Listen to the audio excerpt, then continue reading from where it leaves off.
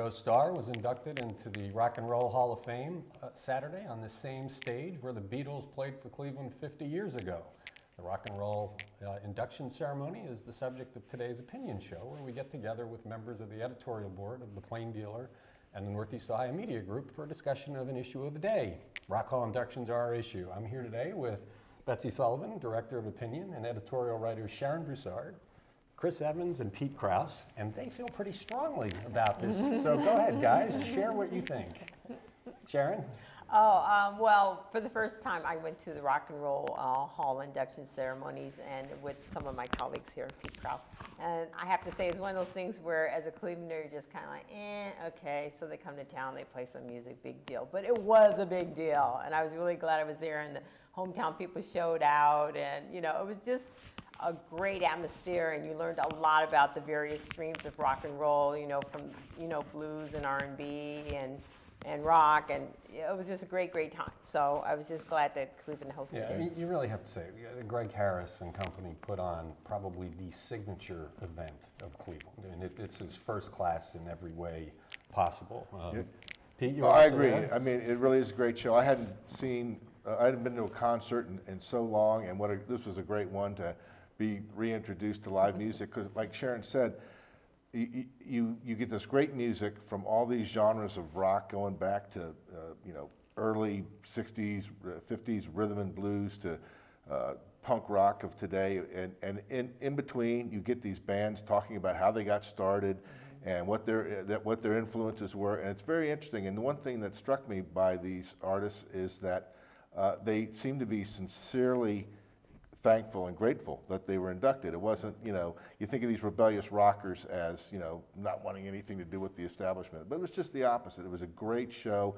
It was educational, and it really sent a vibe. The whole week, the city had a vibe because these inductions were here, and it's a terrific thing for the city. Well, I don't disagree with that. I'm still mad that I wasn't allowed to induct Joan Jett. So I left and went to San Francisco. So I missed the whole thing.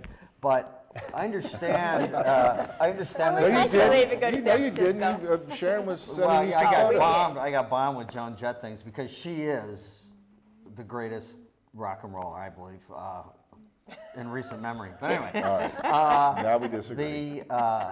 Guess so. My problem is, the bands are appreciative as they should be. But I think there's still an argument that can be made, about is this what we want to do with rock and roll? Do we want to put it in a museum? And the Rock Hall people have been smart. I mean, they have a lot of interactive stuff, a lot of educational. They reach out into the community. But not all bands are happy. I mean, when the Sex Pistols got inducted, Johnny Rotten wrote a classic Sex Pistol letter to the Rock Hall telling them to go jump in the lake. Well, that's great, though. Would you expect him to do anything different? So rock groups are rebellious. I suppose it's amazing that they even get together for these things or donate their memorabilia. But it is, I think we cannot lose sight of the fact that this is a signature event and destination for Cleveland, and it's important that we did put on a great party. It's kind of a preview for next year's RNC. I thought the city did itself proud. The RTA drivers dressing up. Yeah. As I think rock that's a stars little was just cornball. Fabulous. Oh, it's great. But some cornball It is was good. fabulous.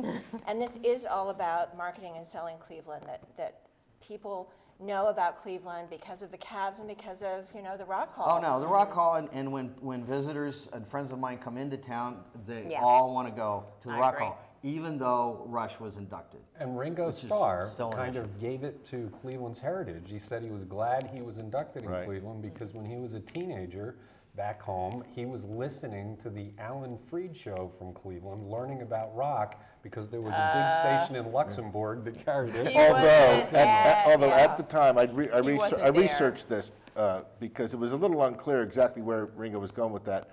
I think at the time Alan Freed was actually in New York by then, doing his radio show from New York, and it was picked up by What's Radio important Luxembourg. is Started that in he Cleveland. identified Alan Freed with Cleveland as well he should. Right.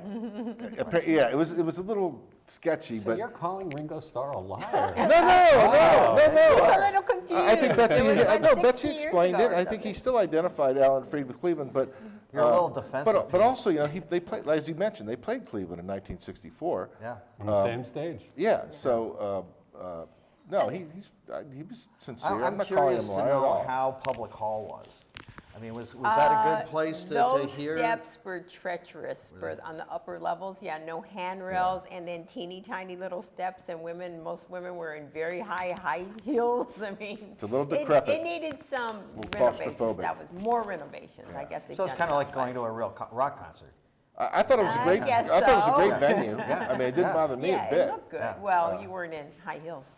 Yes, he was. Not, So not for earlier- until the second I got half the of the show. photo. Earlier in the week, some of you were debating whether this should be in Cleveland every 3 years like it has been, or every year, and I think you've kind of switched. Every 3 years. Every 3 years. Every 3 years. Yeah, I mean, it's great. It gives, it spreads the word of the Rock Hall around the country or around the world, wherever they're going to go. But, you know, every 3 years it gives you a chance to raise the money, I mean, you can't put on a great party every year, I don't think. But, you know, you got a couple of years to work on it. Yeah, you can put together a great party. And I think it's important to recall that when, you know, we were really pushing for it to be in Cleveland every year, it's because we were being dissed every year, Right. you know. Oh, yeah. The Rock Hall's in Jan Cleveland, Warner. but, you know, who wants to go to Cleveland was the attitude. And that, I think, has changed, right? Yes, I do. that's I really do. definitely I could think. sense I that. think, and a lot of that has to do with the people that are running the Rock Hall. I mean, they've shown New York that Cleveland can be a destination, and that there is a huge rock history here, and there still is with a lot of the live venues, the smaller venues. I mean, we get great bands coming. You through. talk about Joan Jett. I read where, you know, prior to the ceremony, she gave an interview where she talked about Cleveland was a huge part of her band's history. You know, that they played here all the time. I guess first with the Runaways and then with the Blackhearts. Yeah. Yeah, I mean, rock And you artists could- know about Cleveland. And WMMS back in the day when it was the Buzzard, I mean, they were breaking acts all over the place. I mean, and they did those, I think they were like noon free concerts at the Agora. I mean, they were bringing in big groups.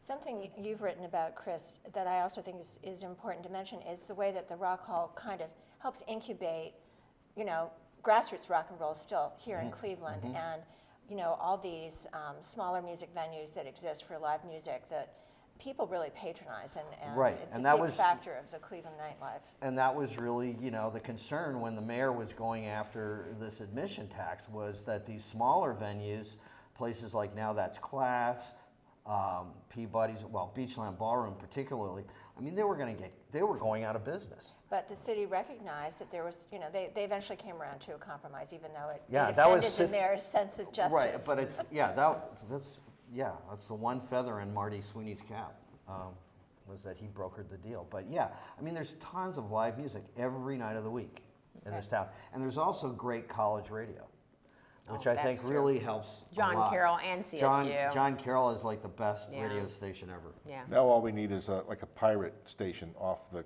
coast in Lake Erie. Of Lake So- Erie.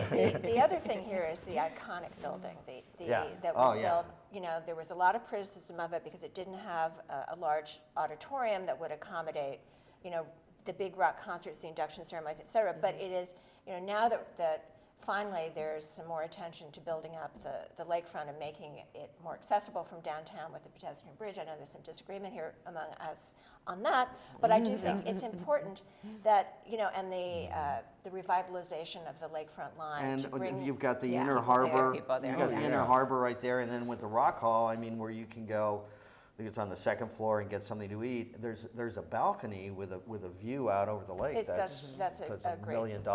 And the airport promotes this. It says 15 minutes, you can get on the Rapid, be downtown. Oh, wow. I And didn't know visit the Rock Hall and back for your connecting flight. And you can bet that when the RNC came here, that there was some discussion about, we can go to the Rock Hall. I mean, I don't know that for a fact. No, I but- agree. But I think people right. like to go there. So since you weren't here, I'll give you the last word. Okay. Who's not in that should be inducted? Oh, boy. Long rest.